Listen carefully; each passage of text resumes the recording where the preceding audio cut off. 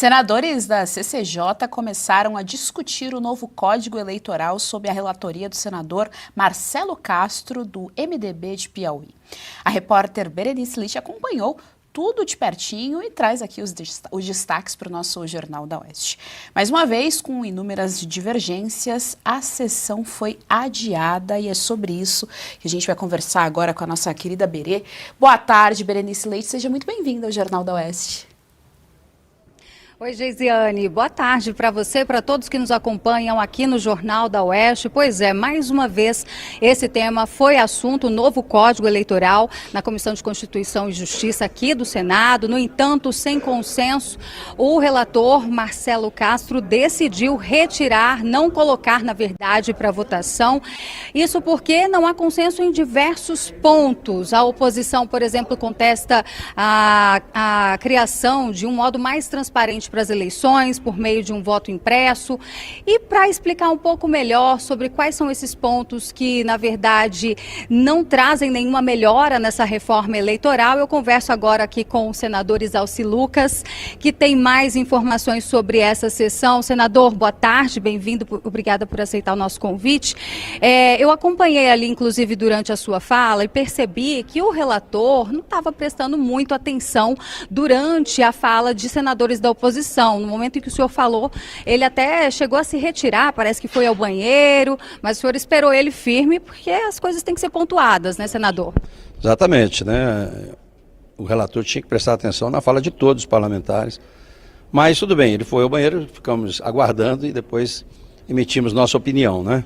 Bem, o que aconteceu hoje? O presidente deixou de votar, porque estava previsto para votar hoje, porque ele sabia, não é, que perderia no voto e assuntos que poderiam realmente ser acatados pelo relator. Então, por exemplo, a quarentena para os policiais militares, né, esse é um assunto que a grande parte dos parlamentares, a oposição e alguns da situação votariam também favoravelmente e, consequentemente, votaria contra o projeto.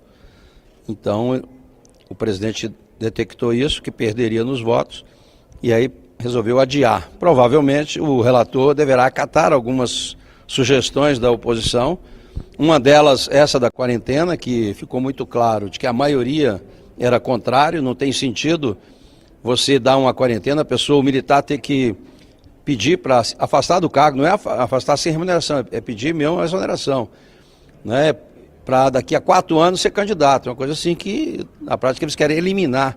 Eu disse isso lá, porque eu sei disso, que o governo atual, o presidente Lula e a base sabem que grande parte dos militares são de direita.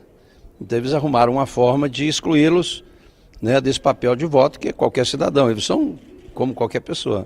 E tem um ponto interessante, né? Por exemplo, o militar, ele precisa se afastar. Ele até mexeu no texto, diminuiu para 2 anos, 2 anos antes do período da eleição. E se ele eventualmente perder a eleição, ele não pode retornar para o cargo. Exatamente. Ele teria que desistir da profissão. Uma coisa ridícula isso.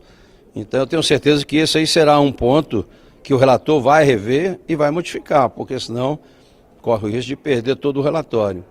Bem, outros pontos foram colocados, né, principalmente o voto impresso, né, a contagem pública do voto, que é o que eu defendi, porque realmente a gente precisa ter transparência, precisa ter segurança jurídica, né, as pessoas não podem ficar desconfiadas.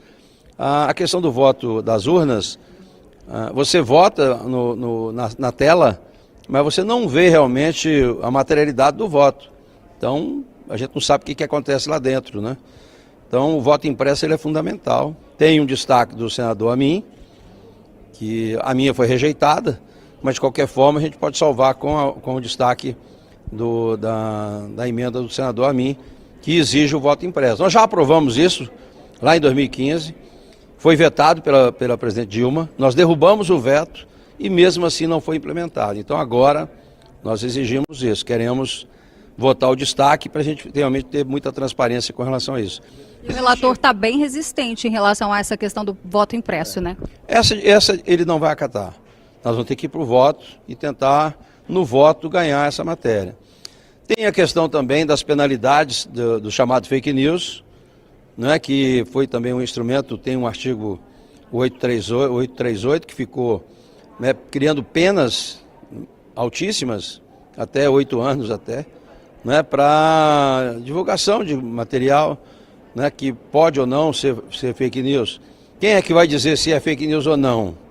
Né? Então, há muita dúvida com relação a isso. Há um destaque nosso também para retirar todo esse artigo. Né? Tem outros também, mas esses são os mais importantes. A questão do voto impresso, a questão, né, da divulgação de fake news, ou chamado fake news, mas que pode ser realidade, né? A gente não sabe, que vai depender do entendimento de quem vai censurar. O Supremo agora terceirizou, inclusive, né, a censura, né, dizendo que o artigo 19 do Código da Internet, né, é inconstitucional, depois de 10 anos, e transfere para as plataformas, né, a obrigação de retirada de conteúdo.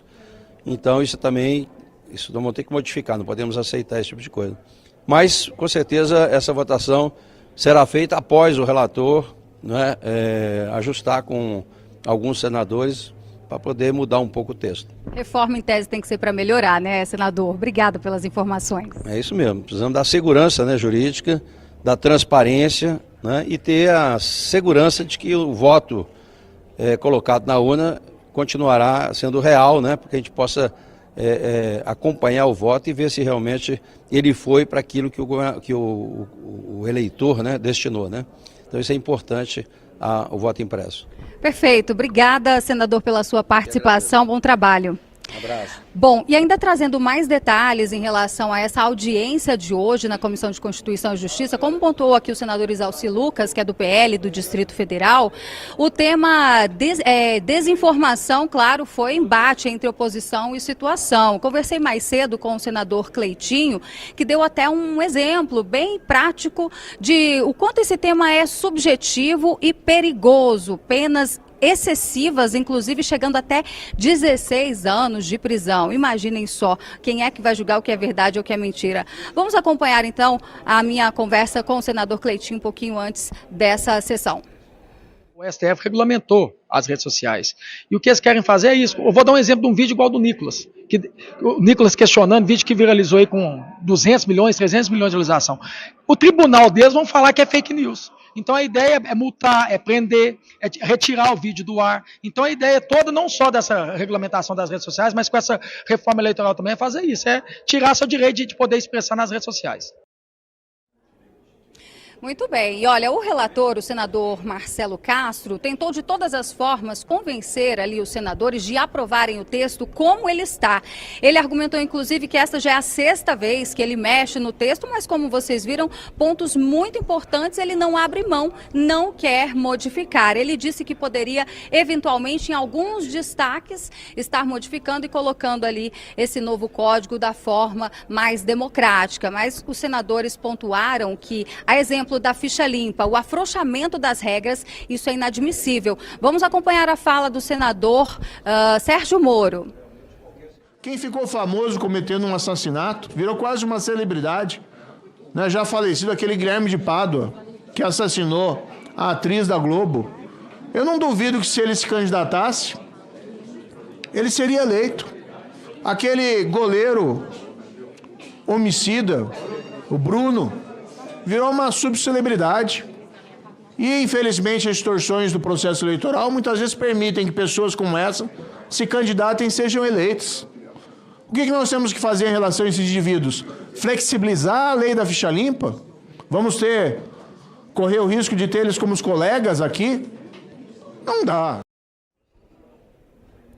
Muito bem, e olha só, em relação ainda ao voto impresso, quem apresenta um destaque, uma emenda à reforma eleitoral é o senador Espiridião Amin, que nada mais quer do que transparência nas urnas, até para que os eleitores se sintam mais confiantes. Vamos ver o que ele disse hoje na sua justificativa para a emenda. Eu nunca falei em fraude, eu falo em aperfeiçoamento. E Vossa Excelência foi muito feliz ao dizer, neste Código Eleitoral, nós temos dispositivos que não deveriam estar nele. Estamos permitindo a criminalização da política via TSE. O serviço eleitoral é a maneira de eu conseguir a expressão do seu voto, Márcio Bittar. Não para influenciá-lo, não para amedrontá-lo. Quem também defendeu o voto impresso foi o senador Flávio Bolsonaro, que durante a sua fala lembrou que esse voto impresso já foi aprovado aqui pelo Congresso Nacional, como disse aqui o senador Isalci Lucas. Depois, na sequência, apreciado na sanção ou no veto da então presidente Dilma, ela vetou, mas a casa que dá a palavra final nesse sentido é o Congresso, que derrubou o veto da presidente Dilma na época. No entanto, por mais um meio de judicialização, foi alegado que as impressoras, né, essa mudança de sistema para imprimir o voto ficaria muito caro para os cofres públicos e desde então o projeto ficou no esquecimento. Vamos acompanhar o que disse o senador Flávio Bolsonaro. É que o problema não é a urna, é o homem. O problema não é a urna, é o homem. E essa teimosia, essa resistência surreal de fazer algo que hoje com a nossa tecnologia é muito simples, só aumenta a desconfiança. Para que continuar alimentando essa desconfiança? Isso não vai acabar pela força. Quem falar mal da urna, cadeia. Não pode ser pelo medo. Tem uma parcela considerável da população que desconfia. Mais uma vez, não da urna, mas de quem programa a urna, senador Marcelo Castro. E uma última informação é que essas novas regras para compor o novo processo, o novo Código Eleitoral, elas precisam ser sancionadas até o dia 3 de outubro deste ano, para que já passem a valer para as eleições de 2026. A gente vai continuar acompanhando todo esse imbróglio e esperar uma nova data para que, quem sabe, a CCJ avalie, né, e faça essa votação sobre o novo Código Eleitoral. Geise, volto com você. Muito obrigada pelas informações aqui no nosso Jornal da Oeste, Berenice. Tenha uma boa tarde, até amanhã.